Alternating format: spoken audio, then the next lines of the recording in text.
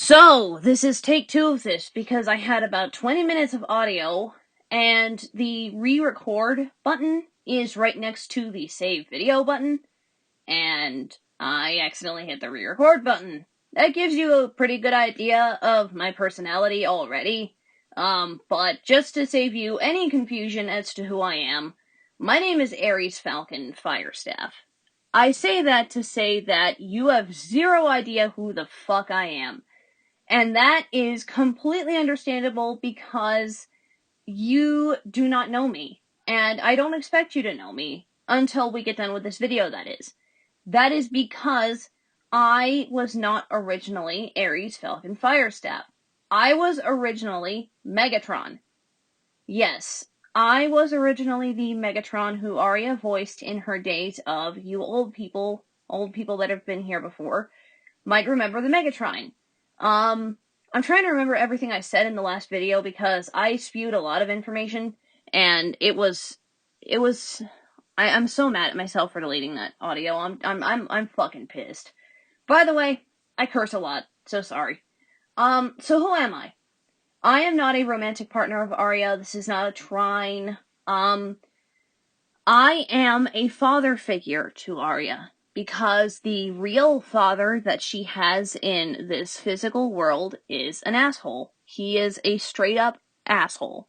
And he does not care about Arya. He does not care about her having a disability. He cares about none of that. He does not care, and that is not necessarily a good thing. So I came along to kind of be that father figure for her. When I was originally Megatron in the Megatrine, Arya thought she needed a big, powerful protector type of person. But then, as she progressed in her relationship with Sakura, she and Sakura began to share escape worlds, and it was made very clear that I wasn't meant to be a part of it because there was a lot of kind of corruption that went on, and I did some kind of awful things that I shouldn't have, and it was really weird, and it got to the point that I was taken out of Arya's head for a bit. I was kind of put in this like little 1 foot by 1 foot cube, and I just kind of stayed there. I watched over Arya. I was always in the back of her mind, and there's a Skype message from Sakura. Okay. We will answer that as soon as we're done re-recording this fucking video.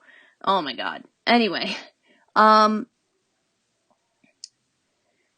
thing about me is that June 2019 is when I disappeared, and June of 2020 is when I reappeared, because there was a major shift in the shared escape world that Arya and Sakura had, and I was kind of allowed to be brought forth in a like 3 days long improv trip that we did to Kaon, Cybertron, because at that time in the escape world we lived on Cybertron. And I was showing everyone around Kaon. I was like being super accommodating, super excited, and I was super gentle with everybody. And that's when Sakura was like, "You're not Megatron." And I'm like, "Wait, what?" And she goes, "Nah, dude, you're nothing like Megatron. You are smart, you are gentle, you're hilarious. I curse like a sailor. I love steak, I love burgers, I love anything with any type of spice on it ever," which is kind of difficult because Arya's body cannot handle that whatsoever. It is very difficult for her to get her to eat anything spicy at all. And so I kind of devolved into just a ball. I was very much not sure of who I was. There was one point where I was like Megatron, but like the entire canon of TFP had changed. And then Arya got into Baldi's Basics in November of this year. And the entire world changed, the entire structure changed. We knew we still wanted to have the canon TFP as part of our world, but I was not Megatron. Star, who was once Starscream, was not Starscream, the canon Starscream, anymore. And our friend, my beloved Trine mate, along with Star, Kay, was not Knockout. who he was before.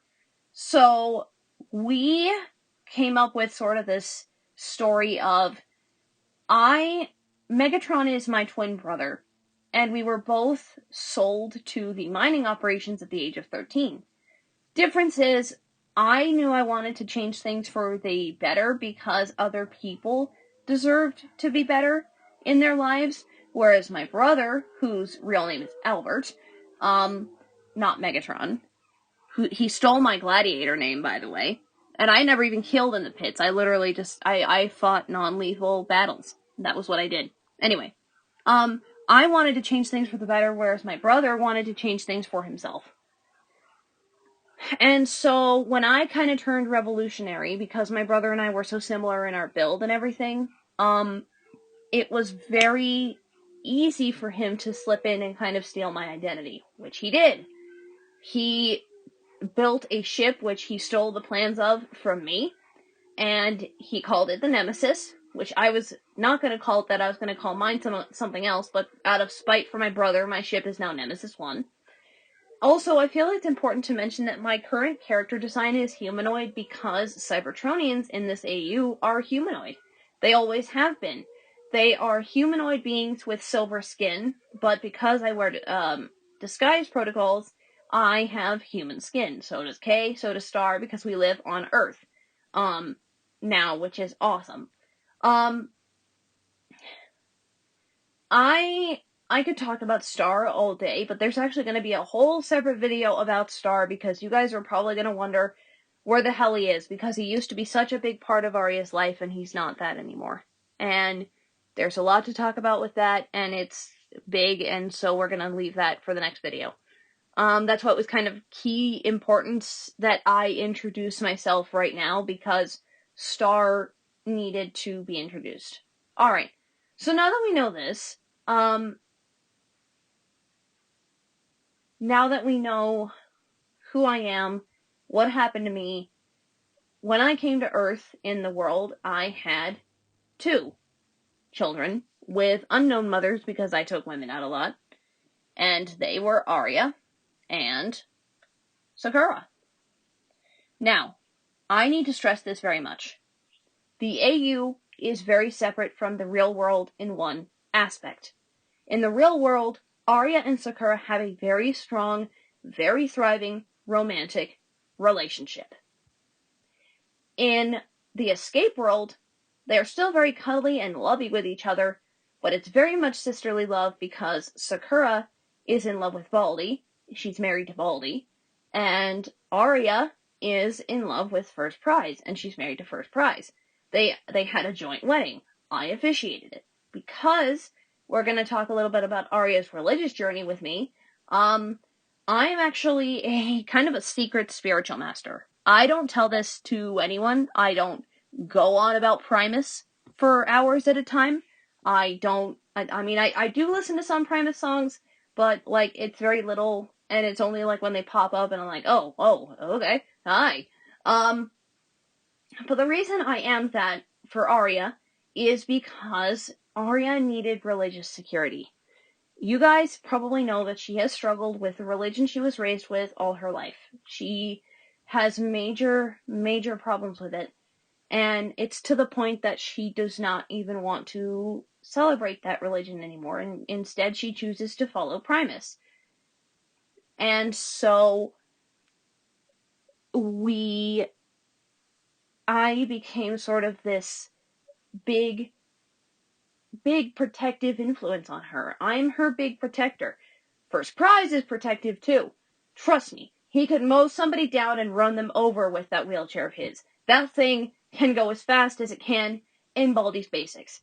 So watch out, because if I don't get to you first with the fusion cannon that I actually possess, First Prize will. So watch your back. I'm not saying this to anyone in particular because, like, obviously I can't physically do that, but, like, you know what I mean. I'm very protective of Arya. I tend to say things that I don't mean, and it just kind of comes out as, like, really, sometimes kind of offensive, I won't even lie. But, you know, it's just, you know, par for the course. Anyway.